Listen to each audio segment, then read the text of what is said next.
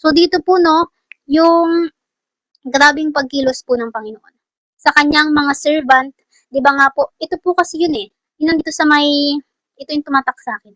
Yung sa pinakaunahan, yung patungkol kay Ezra. Ayun, may may ginawa siyang labor. May itinanim siya, kaya may inani siya.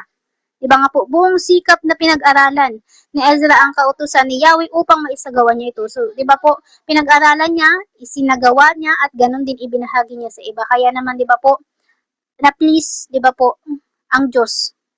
At yung provision, 'di ba nga po, ay naging kumbaga walang makakapigil na ron binigyan ng Panginoon yung paggabay niya at iba pa pong mga bagay. So dito po no, ito talaga yun. Buong sikap na pinag-aralan ng Ezra ang kautusan ni Yahweh upang maisagawa niya ito. So we need to study, di ba po, the Word of God. At sa pamamagitan, di ba nga po, ng pagpapatuto natin sa kanyang banal na spirito upang maisagawa natin to at upang maibahagi natin to sa iba. Kasi nga po, di ba, God use vessel for His will, di ba nga po, to be done here on earth. Kaya di ba, make sense na part sa Lord's Prayer, di ba nga po, na let your will be done, di ba po, your kingdom come, di ba nga po, na kung saan, yung placing the heart of God sa heart ng mga taong nagdadasal na yun, di ba nga po, at yung willingness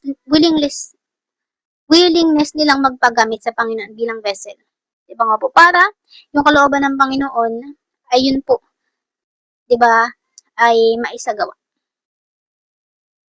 At ganun din po, no, talagang ang Diyos ay nagpo-provide para sa kanyang servant, para sa kanyang temple. Ang kailangan lang po, diba, una, ay yung ating puso italaga natin sa kanya, palambutin ang ating puso, ibigay sa Panginoon, alisin lahat ng idol, ipalinis natin sa Panginoon at siya lang ang maging Diyos natin. At pangalawa, huwag natin i-abort yung ating assignment, diba nga po, kundi yung mga inassign sa atin na soul, ay ibalik po natin sa Panginoon, i-lead lamang sa Diyos. Diba nga po. At yung about naman din sa free will natin, ay i-align natin sa Panginoon. So, yun po yun mga kapatid.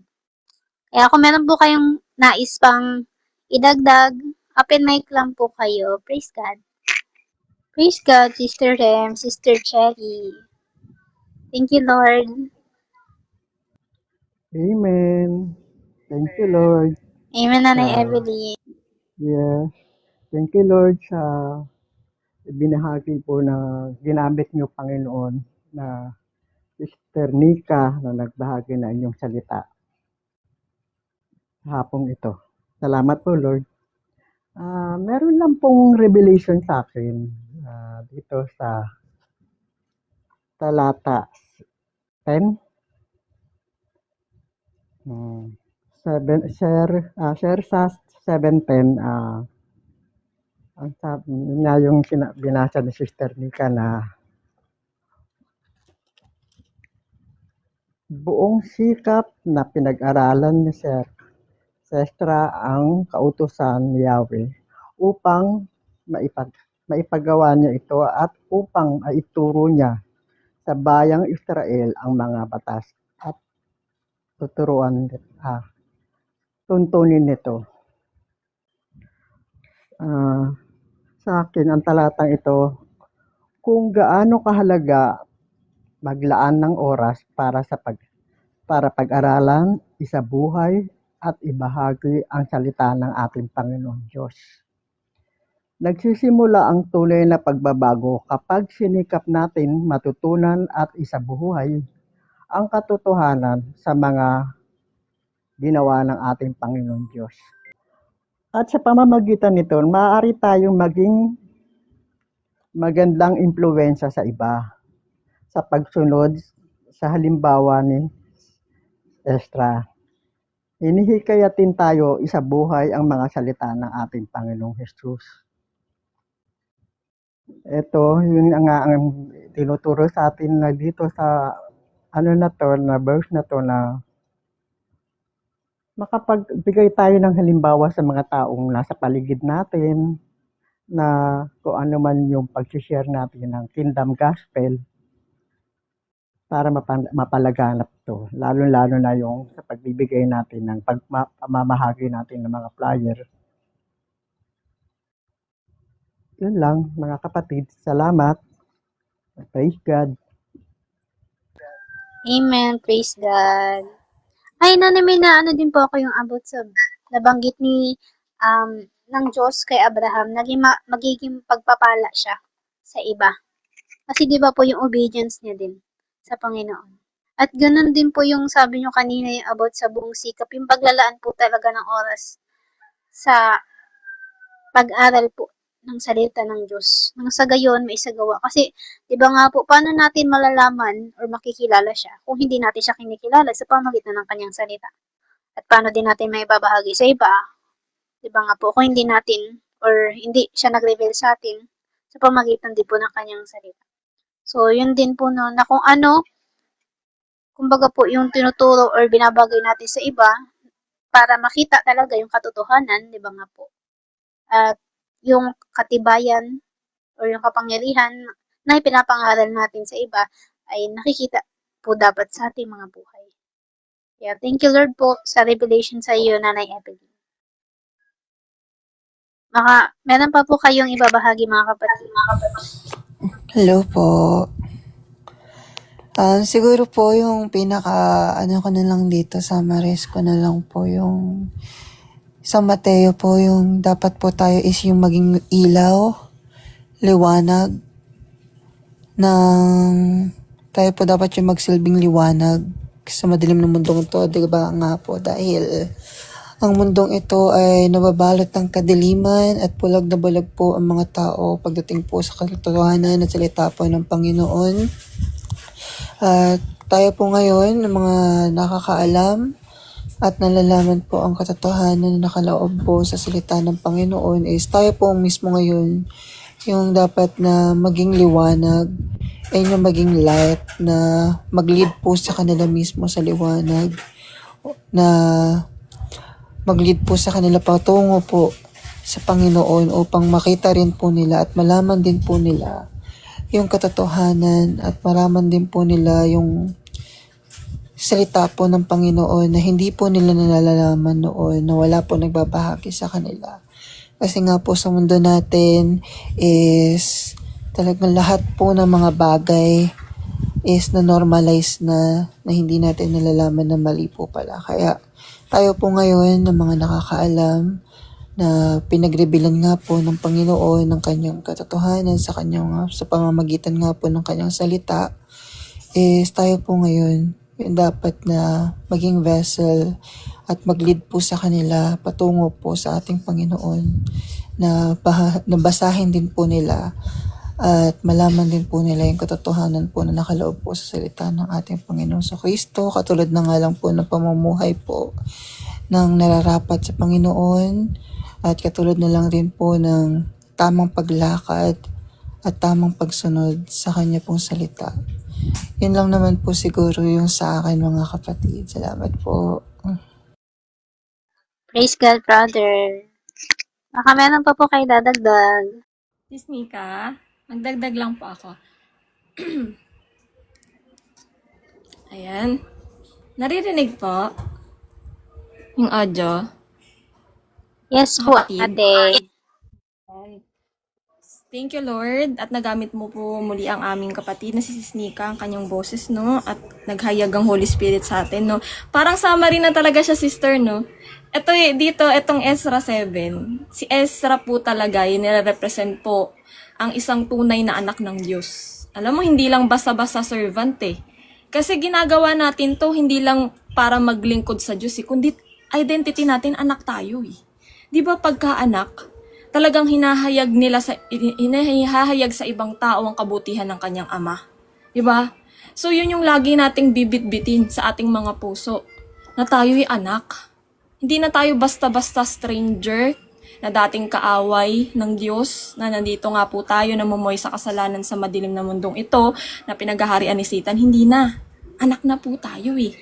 Anak na tayo ng Diyos. So ito si Ezra po, yung representation ng isang tunay na anak ng Diyos, na ito nga din, no, praise God sis Nika, parehas tayo. Ginuhitan ko din yung ano ko yung na tumatak sa aking verse, yung verse 10. Sabi diyan, buong sikap na pinag-aralan ni Ezra ang kautusan ni Yahweh upang may sagawa niya at upang maituro niya sa bayang Israel ang mga batas at tuntunin ito. Ito po yung dapat na nabanggit nga rin ni sis Nika, yung disciple to all nation, yung Great Commission. Yun yung dapat nag-aalab sa puso natin Kasi hindi lang tayo yung anak. 'Di ba? Marami pa diyan na hindi pa gising. Tulog pa sila patay pa espiritual. Kailangan natin silang, 'di ba? Kailangan natin silang dalhin pabalik sa Diyos. Kailangan natin silang ilapit sa Diyos. Ito po yung inuutos sa atin ng Panginoon na katulad nga po dito kay Ezra na tumatak sa puso niya. Pinut ng Panginoon sa puso niya na pag-aralan ng salita at hindi lang basa-basa pag-aralan, kundi ituro at saka isa buhay. Kasi yun nga po tayo yung magiging representative. Kumbaga yung country natin hindi dito Kasi hindi dito yung citizenship natin. Kingdom citizen tayo. Heaven, nandun. Re-represent natin yung ating king, yung ating country. Na pag nakita ng ibang tao na nasa sa atin ang lahat, yung pag-iisip, yung pananalita, yung pag-uugali, yung pamumuhay, yung kingdom culture, yung kingdom mentality, lahat yan Makikita nila lahat. Ang wangis ng Panginoong Hesus. Na pagka gumawa ka, 'di ba, na ihatid mo yung pagmamahal ng Diyos, yung kabutihan ng Diyos sa kanila, na-receive nila Doon, pwedeng talagang magbalik loob sila sa Diyos. Malid sila to repentance. Dahil doon, ipinamuhay mo. Ipinakalat mo yung imahe ng Diyos na ngayon nire-restore niya na dati nawala. Na sabi nga ni Brother Anthony nung nakaraan, tama ba nung Wednesday, na tayo created sa imahe ng Diyos. We are created in the image of God. Way back to Genesis, yun yung binabalik ng Panginoon. Na ang tingin nga po niya sa atin, na dahil siya'y perfect, na dahil siya'y Diyos, yung kanyang nilikha, wala pa naman po nung wala pang kasalanan, talagang perfect po Perfect yung pagkagawa niya talaga. Hindi pa subject for corruption, hindi pa subject for death, hindi pa subject for sickness or decay yung body, hindi pa Diba? Pero nung na-introduce na yung sin, dun na pumasok yung evilness sa heart nila. Yung sinful nature na namana po natin ng sangkatauhan na ngayon ay binabalik na nga po ng Panginoong Hesus sa pamamagitan ng kanyang finished work of the cross, yung kanyang dugo. Yun yung victory Yun yung kapatawaran na nagbayad sa ating mga kasalanan na tayo, lumapit na po tayo sa Diyos. Yung pagiging ating makasalanan dahil nasa sinful nature po tayo ay gagawin niyang righteousness of God. Hindi ka mananatiling sinner. Hindi mo pwedeng i-represent ang Panginoong Hesus. Hindi ka pwedeng maging ambassador nang nananatili ka pang sinner. Kasi holy yan divine yan. Sabi nga po sa Peter, hindi ko alam kung sa sa First Peter, Second Peter, na we are partakers of divine nature. Divine. Kasi yung nasa loob natin, divine yan holy yan. So, yung dwelling place niya, which is you, kailangan nire-represent mo siya. Pero you a work in progress. Talagang yung sanctification sa'yo, yung pagpapabanal sa'yo, lifetime na yan. Pero hindi ka na sinner. From sinner to saint. Ikaw na nga po yung pinapabanal, sinasanctify ng Diyos. Kaya, live that identity mo sa Panginoong Hesus na ikay new creation na. Ikay imahe na ng Diyos. Na kailangan yung nakikita ng iba sa iyo ay mismong Panginoong Hesus. Kaya nga po sa pagde-disciple natin na pinapahayo tayo ng Panginoon sa bawat sulok ng mundo. Ang gusto niyang mangyari ibalik 'Di ba? Make them remember their roots, yung original nilang design na nawala nga po dahil nga sa kasalanan. Na dati sa Genesis may dominion. 'Di ba ang sabi ng Panginoon, the man to make dominion, to have a dominion over all the earth. Lahat sabi nga diyon, 'di ba? Mag-multiply kayo, take dominion, sabi nga po dito, and subdue the earth and take full charge. Yan o, sabi God blessed them and God said to them, be fruitful and multiply and fill the earth and subdue it and have dominion over the fish of the sea, over the birds of the heavens, and over every living thing that moves on the earth, every living thing. Kaya yan nga po yung nandito sa Ezra. Nasabi nung king, di ba, mag-assign ka Ezra. Mag-assign ka ng mapagkakatiwala ang tao. Yes, identity in Christ Jesus. Yun po yung binabalik. Kaya kailangan na, ito yung lagi mong iisipin. Yung identity mo sa Panginoong Hesus. Kasi out of that, lahat nagfo-flow. Obedience mo, hindi yan dahil lang nag-o-obey ka sa Panginoon dahil gusto mo mapunta sa heaven. Hindi Pinapamuhay mo yung identity mo. Kasi anak ka ng Diyos. Ang anak ng Diyos nagpa-practice ng righteousness. Kumbaga, binago na ng Panginoon yung nature mo 'Di ba? Remember, we are spirit, we are not our flesh. 'Di ba? Ulitin ko, we are spirit, we are not our flesh. So dapat yung flesh na yan, tatanggihan mo na. New creation ka na. Kaya yun yung iisipin mo, no? Yun ang iisipin mo. Na binago ka na ng Panginoon. Kaya dyan magpo-flow lahat sa identity mo sa Panginoong Hesus. You are just exercising your new identity in Christ Jesus. You are born again in the Spirit of God na may authority. Amen. Ito nga po yun, no? Yung authority, di ba pinagtagumpayan na po ng Panginoong Hesus ang lahat para po tayo, di ba, yung Son of God, nagkatawang tao, naging Son of Man in order for us, man or woman, to be sons and daughters of God. Siya po yung nagmustra, siya yung nagdemonstrate ng ating lahat na gagawin. Kumbaga siya na po yung pattern ni role model, gagayahin na lamang po natin. Lahat na napagdaanan niya sa makipot na daang itong linatag niya na siyang binagtas niya rin, himself, ay siyang ding nating lalakaran, pero sa hulit-hulian ay victory. We are in victory position. Linalakaran natin to hindi para magtagumpay, kundi para ipamuhay ang tagumpay. Yun po yun. Pinapamuhay mo. Hindi mo para makuha ang tagumpay, kundi para ipamuhay ang tagumpay sa buhay mo. Yun po yun, mga kapatid. Yan nga po, babalik din po tayo sa nabanggit nga po kanina na hindi po tayo sumusunod dahil lang gusto nating maligtas. Hindi naligtas na tayo, pinapamuhay na nga natin Na ang tao sa sobrang, yun nga po, nakokorap ni Satan pa rin, kahit nga po nandito na, di po kasi nila todo alam yung identity nila, kaya naluloko, nalilinlang pa rin sila ng kaaway, kaya umaalis sila sa kaligtasan na libre na nga binigay ng Panginoon. Sinuotan ka na nga dinamitan ka na nga ng righteousness niya kasi nga po, di ba, a sinner, wala talagang umabot sa kaluwalhatian niya, pero nandyan na siya yung righteous yung righteousness of God, bumaba na, nagkatawang tao na, dinamit na sa'yo. So yun na yung ipapamuhay mo, yung righteousness of God. Yun ang identity mo ngayon. Out of that flows everything. Lahat dyan, mapapamuhay mo lahat according to your new identity in Christ Jesus. So yun po yun, mga kapatid. At balik nga po tayo nito sa unahan ng Ezra. Nasabi nga po ni Ezra ay siya ay galing, na si Ezra nga po ay galing sa, nabanggit ni Nika kanina, galing sa Levitical priesthood, sa line ni Levi, na through Aaron, ayan, na chief priest or high priest noon ng Israel po, di ba? Tapos si Ezra ay scribe din po, talagang tagapagturo, skilled po talaga yan. Kasi yun ang kaibahan ng scribe at Pharisee.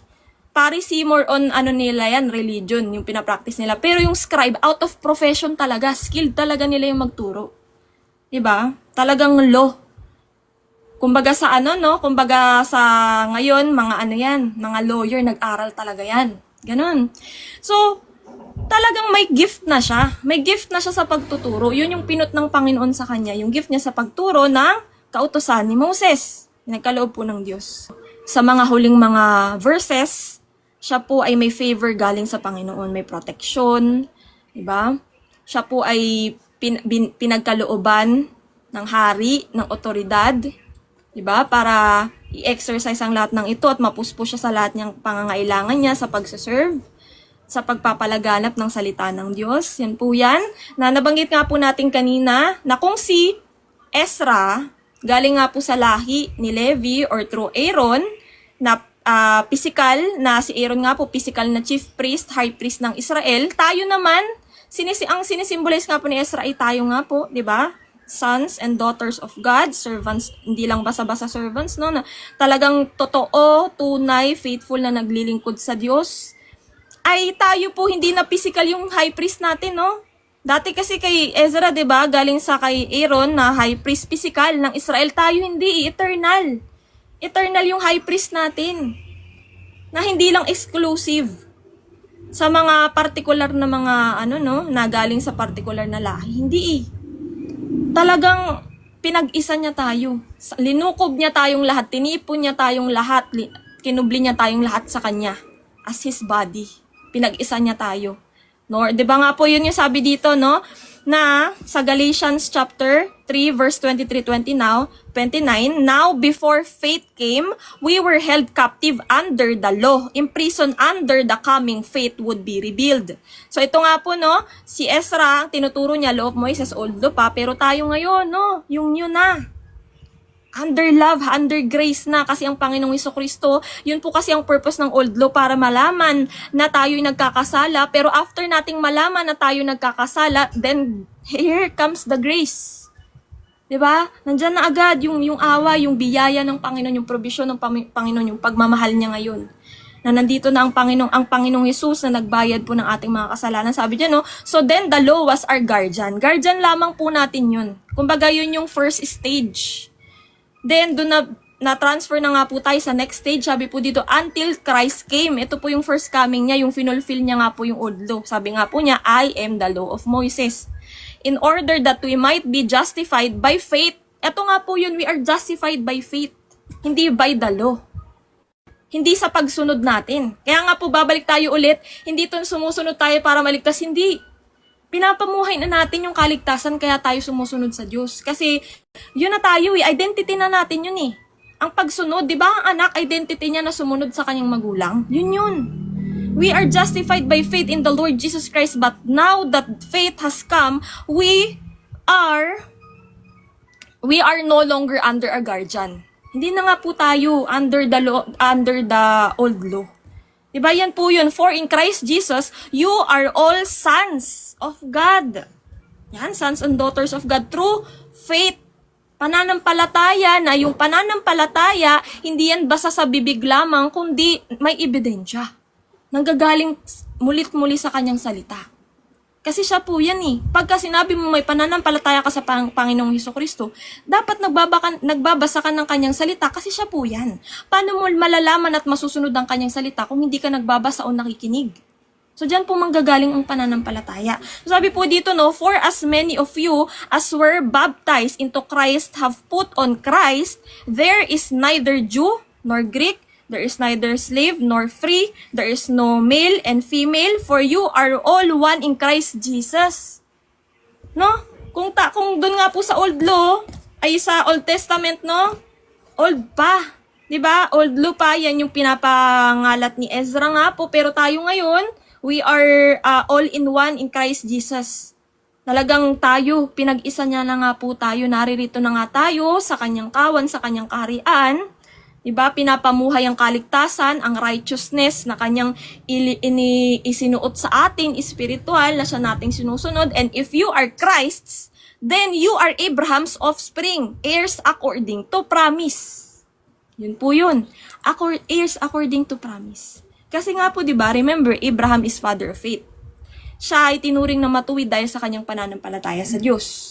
Kaya tayo, na dahil sa pananampalataya natin sa Diyos, sa ating Panginoong Hesus, we are considered ay offspring din po ni Abraham, kasi nga po galing nga po, nandito na nga po tayo sa Panginoong Hesus, di ba po ang Panginoong Hesus, galing din po sa lineage.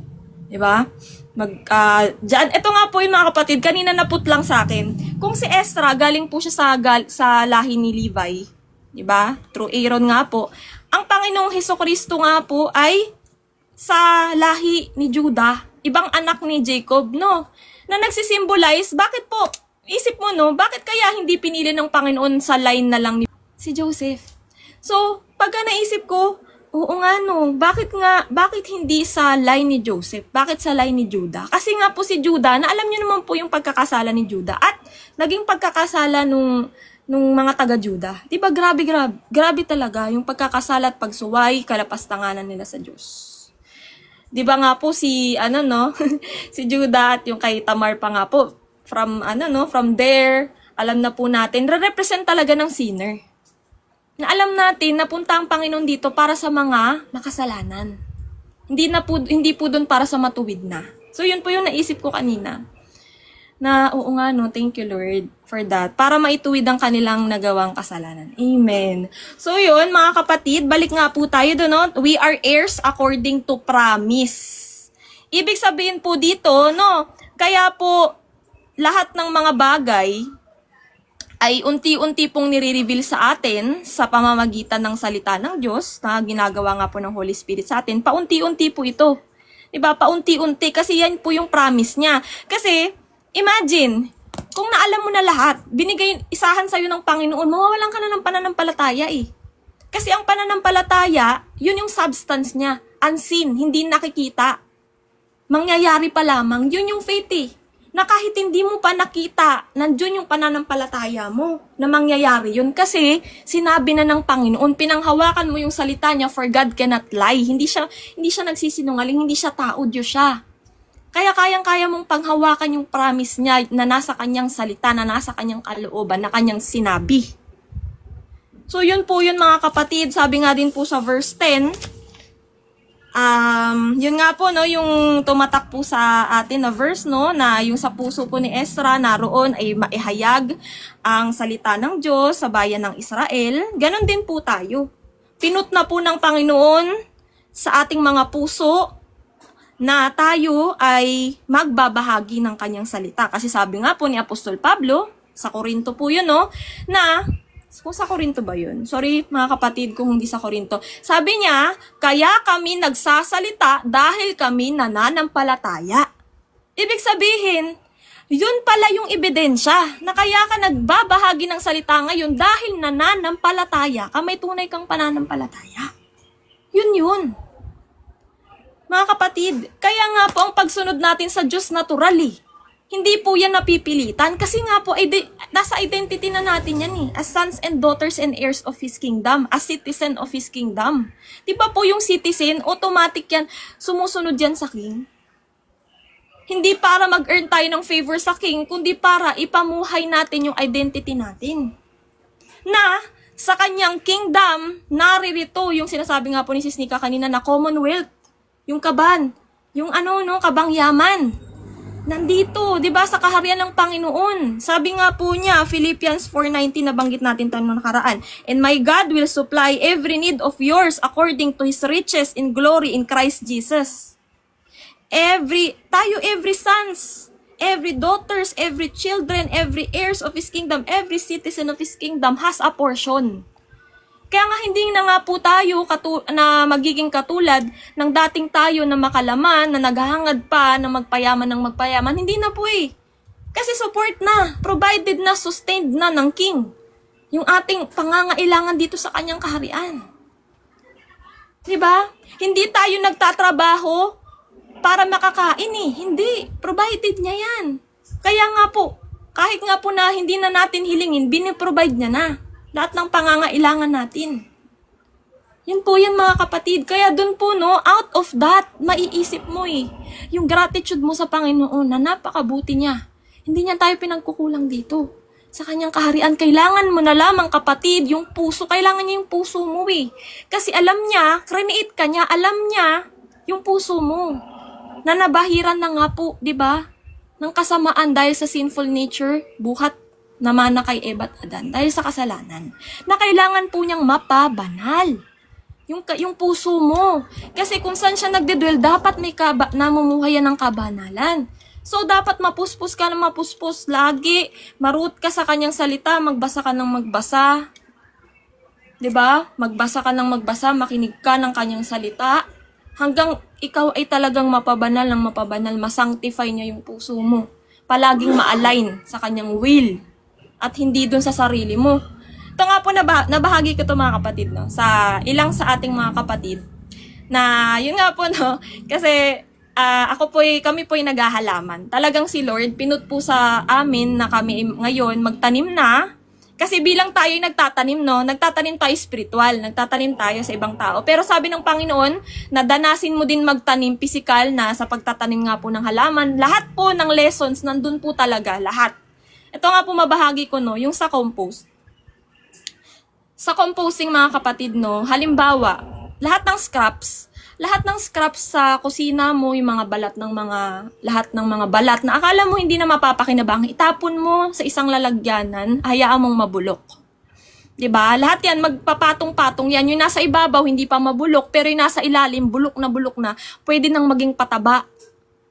Para nga po sa mga tanim ay umusbong ng maganda at magbunga, maging mataba po. Maging healthy yung halaman. So, ang pumasok po sa akin dito na pinut ng Panginoon na kung sino yung talagang patay na sa kanilang mga sariling mga laman at desires. 'Di ba? Yung na-relinquish na nila yung control sa kanilang mga sariling buhay, pinagkaloob na nila sa Panginoon. Kasi doon magsisimula I-surrender mo yung control sa buhay mo, kapatid. Hayaan mo siya ang mag-control sa buhay mo. So the more napatay ka na sa sarili mo, katulad nga po ng compost na bulok na nga po yung mga nasa ilalim, na ready na magamit ng Panginoon, yun yung mas nagagamit niya. Pero yung nasa ibabaw na hindi pa nga pubulok, na mga, kunwari, balat ng mga gulay, hindi pa bulok, hindi pa pwedeng gamitin as pataba. Pero yung nasa ilalim, pwede na. 'Di ba?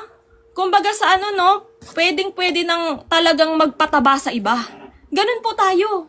Tayo po yun yung nabulok, na-compose tayo po yun. Napatay sa ating mga sarili, pero buhay spiritual, buhay alive in Christ, dead to our sin, dead to ourself, but alive in Christ. Yun po yun. Ang buhay natin ngayon, sabi nga po ni Sis Nika, no? Yung puso ng Diyos. Yun yung pinut niya sa atin. This is not our life, this is the life of God. Buhay to ng Diyos. Itong pinapamuhay natin. 'Di ba? So, yun nga po, no, bilang isang patay na sa kanyang sariling laman at ang namumuhay na sa atin ay ang Panginoong Hesus, ang kanyang banal na espiritu, na siya nga po nating sinusunod at pinapamuhay at siya nagbubunga sa atin ng lahat, pag-uugali, pamumuhay, gawi, katangian, karakter ng Diyos, wangis ng Diyos, 'di ba? Itong mabubuting gawa, bunga niya 'yan. Bunga 'yan ng Diyos, bunga 'yan ng banal na espiritu. Kaya yun po yun, mga kapatid. The more na mas patay ka sa sarili mo, na mga kagustuhan, control sa sarili, will, desires sa laman mo, the more na mas magagamit ka ng Diyos. Yun po yun. The more na mas mapapataba mo yung iba, the more na mas mapupuspos mo yung iba, na ginamit ka nga ng Diyos upang sa yung iba, na mga lordship niya, diba, yung iba mataniman at mapuspos, mapataba din po, spiritual. Diba? At ginagamit tayo ng Diyos para nga po sila ay mataniman at mapuspos, madiligan din po, no, yung naitanim. Yan po yun, mga kapatid, at bahala na sila kung sila ay mahipo nga po ng Panginoon ang kanilang mga puso, na kung sila ay tatanggapin nga po nila ang Panginoon, 'di ba? Pinagpakumbaba nila ang kanilang mga sarili at tinanggihan nga po, no, ang kanilang mga sarili upang in-empty yung cup din nila. Katulad natin, we should empty our cup para nga pumapunan niya. Kasi kung puno ka pa, ayan pa, nandyan ka pa sa lumang pag-iisip mo, hindi pa nare-renew, hindi pa natatapon yung mga katuruan ng mundo, mga paniniwala mo, ay mga ugali mong pagiging makamundo. Kung hindi pa natatapon yan, hindi ka niya mapupunuan. Masasayang lang. Diba? We are a new vessel, new creation, born again in spirit na. Diba? May pagbabago na. So, yun po yun, mga kapatid. At unang-una nyo pong gagawin talaga, seek first the kingdom of God and His righteousness. Kasi dyan po nang gagaling ang lahat. Sa kanyang kaharian. Kasi yan po yun, no? Yung unang preaching ng Panginoon, ano po yung una niyang preaching? Katulad kay John the Baptist, no? Sabi niya, repent for the kingdom of heaven is at hand. Naririto na, binabana ng Panginoon. May kapatawaran na sa mga kasalanan. Lumapit na kayo. Lumapit na po yung mga, di ba? Para kanya nang mapabanal at malinis. Para mapunta na nga po dito sa kanyang kawan, sa kanyang kaharian, maglingkod at ipamuhay na nga po yung identity as sons and daughters, heirs of His kingdom, at yung authority na binigay niya, na pinagtagumpayan niya, na siya nga po dapat na mapamuhay at masunod, ma-exercise po, ma-enforce po natin sa ating buhay, na hindi po natin hahayaan na nandun pa rin sa kaaway yung dominion, no? Kasi nagkapalit nga po, no? Nagkapalit yun exchange. Kasi kay Adam and Eve, sila po nung nakain nga po nila yung prutas, nagkasala sila, ano bang meron sa man? 'Di ba? Dominion to earth. So, yung ahas, ano bang meron yung ahas? Ang meron yung ahas is separation. 'Di ba? Siya ay separated na sa Diyos, siya nagrebel din nga siya, 'di ba? So, na-exchange ngayon. Na-exchange ngayon kung ano yung meron dun sa tao kay Adam is napunta dun sa ahas. Kung ano yung meron sa ahas, napunta dun sa tao.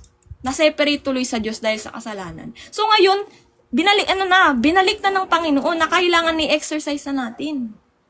Na yan, ito nga po, itong yaman, create ng Panginoon itong mundo itong resources dito para talaga ngayon, 'di ba? With our faith be it done to us.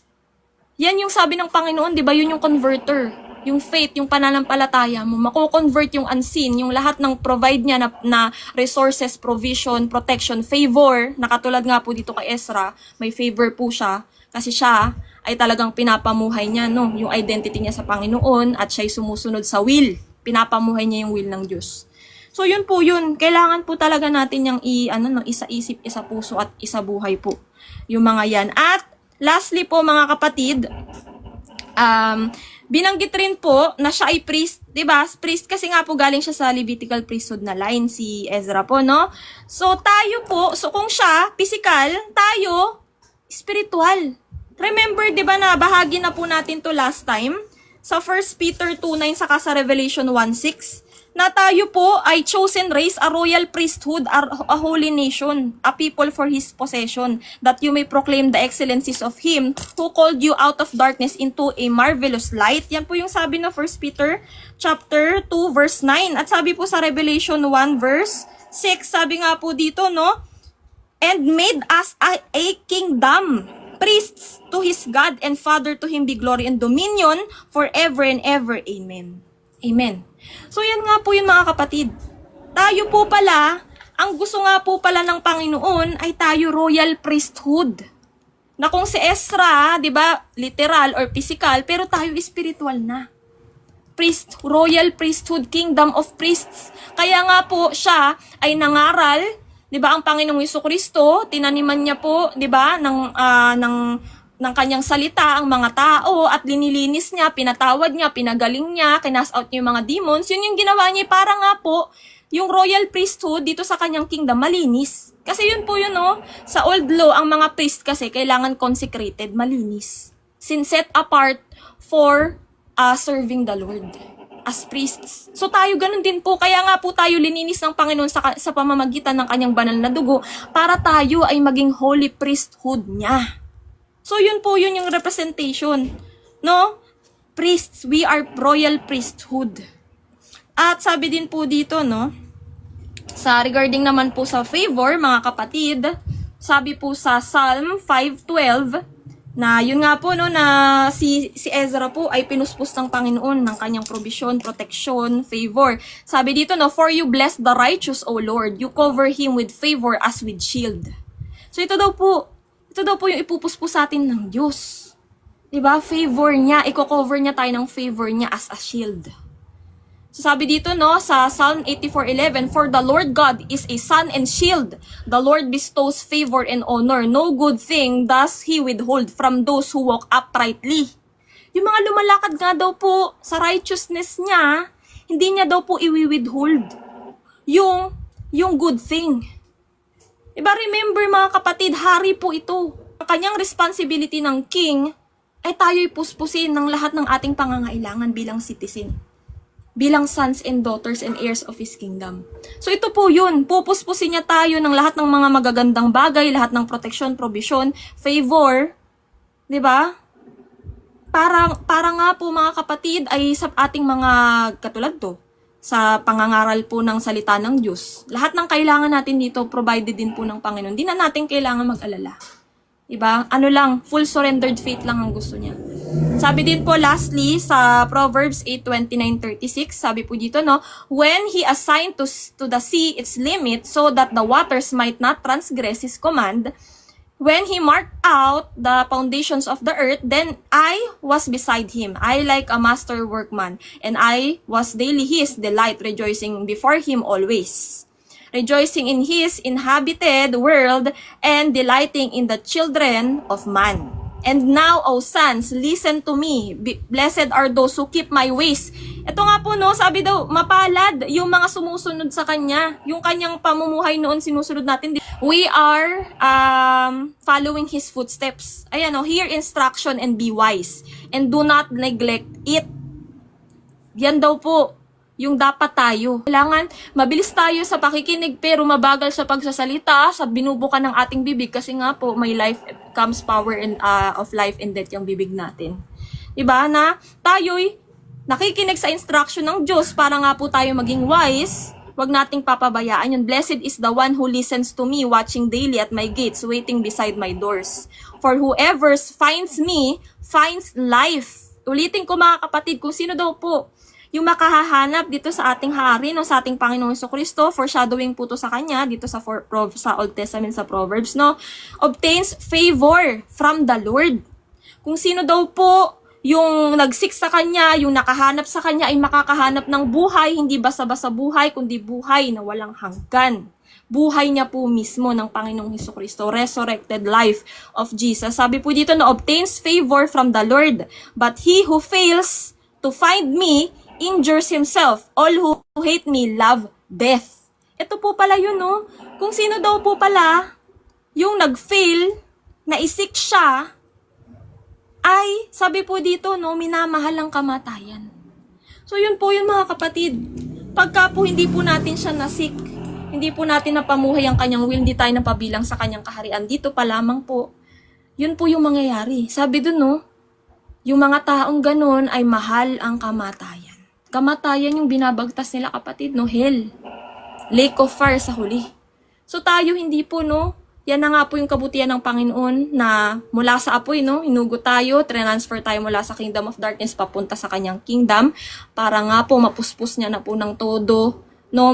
Maalala natin yung original nating design na tayo ay anak ng Diyos. Na tayo dapat ay ang sinusunod natin, pinapamuhay natin, ay yung will niya, yung utos niya, at hindi yung sarili natin, at lalo't higit yung sinasabi ng kaaway. So yun lamang po mga kapatid. Maraming salamat po. Thank you Lord.